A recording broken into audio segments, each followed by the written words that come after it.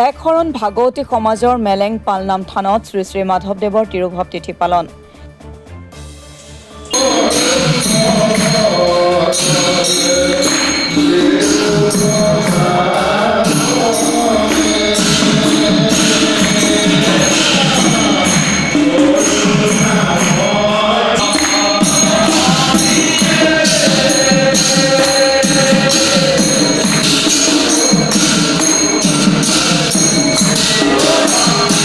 চাৰি বজাত আৰম্ভ হৈছে। প্ৰাতঃপ্ৰসংগৰ পিছতেই আমি মহাপুৰুষ মাধৱদেৱৰ উৎকৃষ্ট গ্ৰন্থ নামঘোষা একাদিক্ৰমে পাঠ হৈ আছে। 10 বজাত বিদ্যাৰ্থী সমাজৰ প্ৰাৰ্থনা সভা, দুপৰ প্ৰসংগ, বিয়লি প্ৰসংগ, সন্ধিয়া বন্তি প্ৰজ্বলনৰ লগে লগে গুণমালা সংকীৰ্তন, তাৰ পিছতেই আমাৰ জপযজ্ঞ আৰু সন্ধিয়া প্ৰসংগৰে আজিৰ কাৰ্যসূচী আমি সমাপ্তি কৰিম। শেষৰ দিনা আপোনালোকৰ কাৰ্যসূচী কি হয়?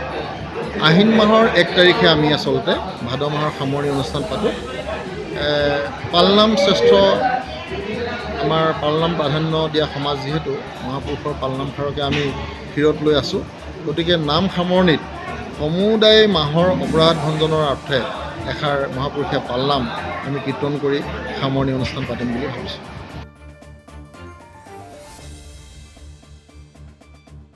সমগ্ৰ ৰাজ্যৰ লগতে যোৰহাট জিলাৰ মেলেং এক শৰণ ভাগৱতী সমাজৰ পালনাম থানতো দিনজোৰা কাৰ্যসূচীৰে শ্ৰী শ্ৰী মাধৱদেৱৰ তিৰুভাৱ তিথি পালন কৰা হয়। পুৱা প্ৰাতঃ প্ৰসংগৰ পাছতে ঘোষাপাঠ, তৰুণ বিদ্যাৰ্থী সমাজৰ প্ৰাৰ্থনা সভা, নাম প্ৰসংগ, বন্তি প্ৰজ্বলন আদি কাৰ্যসূচীৰে গুৰুজনাৰ তিৰুভাৱ তিথি পালন কৰা হয়। এই কাৰ্যসূচীত সকলো ভক্তপ্ৰাণ ৰাইজৰ সহায় সহযোগিতা কৰা সমূহ আই বাপ প্ৰমুখ্যে সকলো জিলা সভাপতি গংগাৰাম দাস, সম্পাদক ৰাকেশ কাকতিয়ে ধন্যবাদ জ্ঞাপন কৰে। মই জয়তে আপোনালোক সকলোকে শ্ৰদ্ধাৰ ভক্তিৰে নিবেদন কৰিছোঁ আৰু আপোনালোকৰ জৰিয়তে অসমবাসী সকলোলৈকে আজি পবিত্ৰ দিনৰ সেৱা নিবেদন কৰিছোঁ। আজি ভাদ মাহৰ 7ম দিন।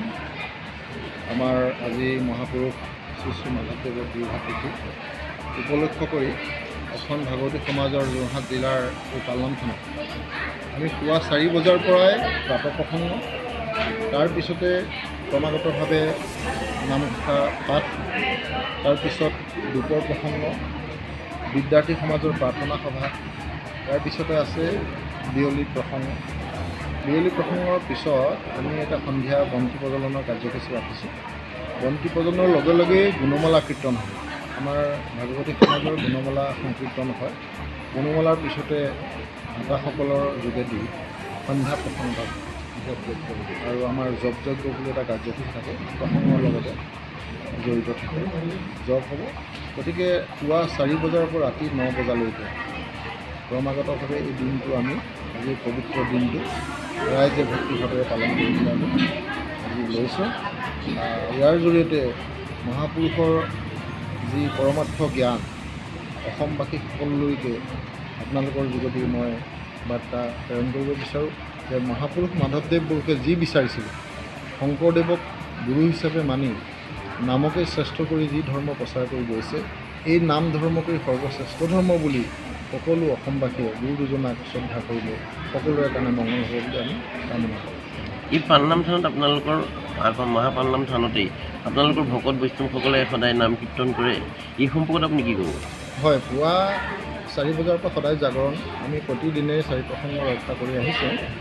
আচলতে নাম প্ৰাধান্য দিয়া এটা অনুষ্ঠান এখন ভাগৱতী সমাজ, সকলোৱে নাম গায়, কিন্তু মহাপুৰুষ শ্ৰীমন্ত শংকৰদেৱৰ সাধন মাৰ্গৰ 16 অনা বস্তুকেই সংৰক্ষণ কৰা আৰু এনেদৰে সংৰক্ষণ কৰি মহাপুৰুষ শ্ৰীমন্ত শংকৰদেৱৰ দিনৰ পৰা আধুনিক পৰম্পৰা অনুযায়ী যি নিয়ম চলি আহিছে, এই সমুদায় নিয়ম ভাগৱতী সমাজে উত্তৰ প্ৰজন্মৰ কাৰণে ৰক্ষণাবেক্ষণ দিয়াৰ প্ৰচেষ্টা এই নাম প্ৰসংগ। ইয়াত আপোনালোকৰ আইসকলকো দেখা পাওঁ, আইসকলৰ সম্পৰ্কত আপুনি কি ক'ব? হয়, আইসকলৰ আমাৰ এটা ধৰ্মীয় সংগঠন আছে। যিহেতু চাওক, পুত্ৰসকলক বা পিতৃসকলক আইসকলৰ যোগেদিহে আচলতে ভক্তি ৰাজ্যলৈ পঠোৱাৰ এটা ব্যৱস্থা আছে। আপোনালোকে জানে যে পুৰণি কালত মাতৃসকলৰ যোগেদি বিপ্ৰ পত্নীসকলৰ যোগেদিয়ে বিপ্ৰসকল উদ্ধাৰ হৈছে আৰু নাগপত্নীসকলৰ ভক্তিৰ কাৰণে নাগ উদ্ধাৰ হৈছে। কালি দমনৰ সময়ত কালি নাগ উদ্ধাৰ হৈছে। যে তেওঁলোকৰ পত্নীসকলৰ স্তুতি মিনতিৰ কাৰণে স্বামীসকল, আৰু আগতেই জানে তুলসীৰ কাহিনী জানে, শংকৰচৰৰ কাহিনী জানে, পত্নীসকল যদি ভক্তিবান নহয়, মাতৃসকল যদি শুদ্ধ ভাৱাপন্ন নহয়, গতিকে পুৰুষজন ভকত হ'ব নোৱাৰে। মাতৃসকলৰ অন্নমুঠিতেই পুৰুষজনৰ ভক্তিৰ মূল ৰহস্য সোমাই আছে।